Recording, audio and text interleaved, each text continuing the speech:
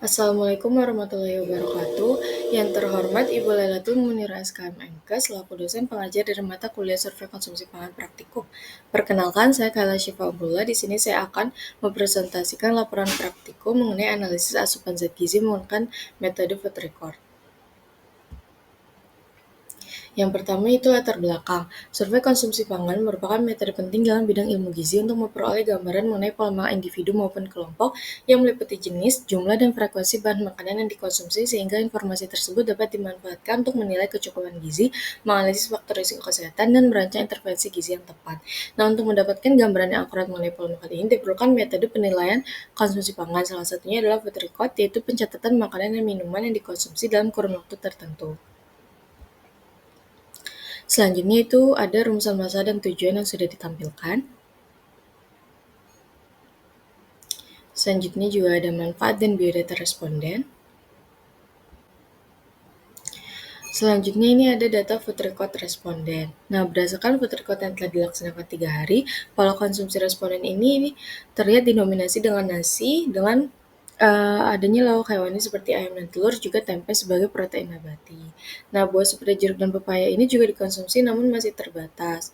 Sementara itu ada juga minuman kemasan dan makan olahan seperti mie instan, sarden, kaleng, dan biskuit ini cukup sering dikonsumsi. Selain itu, pola weekday dan weekend ini juga relatif sama, hanya ada tambahan buah dan snack pada akhir pekan. Secara umum, energi dan protein ini terpenuhi, tetapi variasi makanan kurang seimbang karena masih rendah sayur, serat, vitamin, dan mineral, sehingga perlu peningkatan konsumsi buah dan sayur dan pengurangan makanan instan. Selanjutnya itu perhitungan total asupan gizi responden. Nah, asupan gizi responden selama 3 hari ini menunjukkan pola yang tidak konsisten,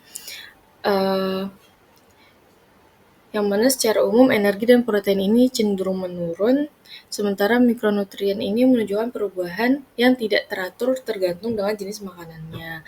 Nah, hal ini menggambarkan bahwa pola makan ini masih didominasi makanan pokok dan lauk sederhana dengan keterbatasan sayur dan buah, sehingga kualitas gizi belum seimbang. Selanjutnya ada rata-rata konsumsi responden. Nah, secara umum ini konsumsi makronutrien ini relatif seimbang, sedangkan mikronutrien ini bervariasi dengan vitamin C dan natrium yang cukup menonjol. Lalu selanjutnya analisis pemenuhan energi. Nah, untuk menganalisis pemenuhan energi ini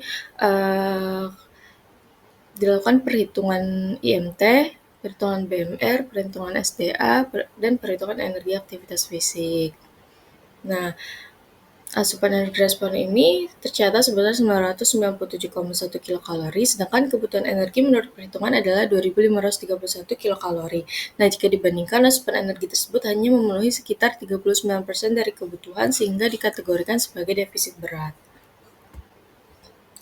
Selanjutnya itu ada analisis pemenuhan asupan zat gizi makro dan mikro.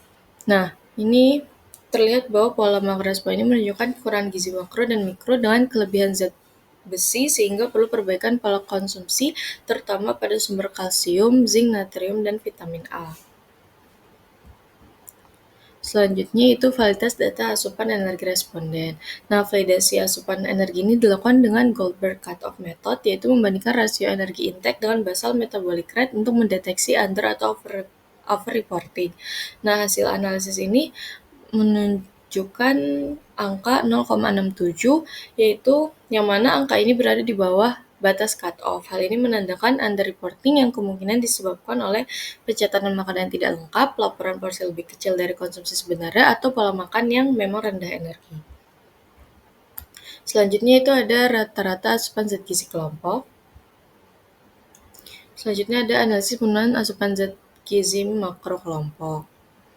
Nah, di sini terlihat bahwa pola makan kelompok ini rendah energi, karbohidrat, dan protein, namun relatif seimbang dalam lemak, karena di sini terlihat bahwa konsumsi lemak itu cukup. Sehingga hal ini berpotensi menimbulkan ketidakseimbangan gizi jika terus berlanjut. Selanjutnya ada analisis pemenuhan asupan zat gizi mikro kelompok. Nah, di sini terlihat bahwa konsumsi pangan sumber zat besi, kalsium, zinc, dan natrium juga vitamin C ini rendah, sementara konsumsi vitamin A ini relatif lebih tinggi sebesar 114%. Selanjutnya itu kesimpulan. Yang pertama, asupan energi dan zat gizi makro respon ini masih rendah dengan energi hanya terpenuhi sekitar 39% kebutuhan harian dan karbohidrat, protein juga lemak ini belum mencapai angka kecukupan. Yang kedua itu asupan zat gizi mikro sebagian besar masih kurang kecuali zat besi yang lebih kebutuhan. Dan yang terakhir yaitu pola makan cenderung kurang bervariasi dengan didominasi makanan pokok dan lauk sederhana dengan konsumsi buah dan sayur terbatas sehingga kualitas gizi keseluruhan ini belum optimal. Lalu sarannya itu diperlukan upaya perbaikan pola makan agar kebutuhan energi dan zat gizi dapat terpenuhi dengan baik. Responden disarankan untuk menambah variasi makanan sehari-hari, khususnya memperbanyak konsumsi sayur, buah, dan sumber protein nabati maupun hewani yang rendah lemak. Selain itu, makanan instan dan kemasan juga sebaiknya dibatasi karena cenderung tinggi natrium namun rendah serat dan mikronutrien. Sekian dari saya, kurang lebihnya mohon maaf. Terima kasih. Wassalamualaikum warahmatullahi wabarakatuh.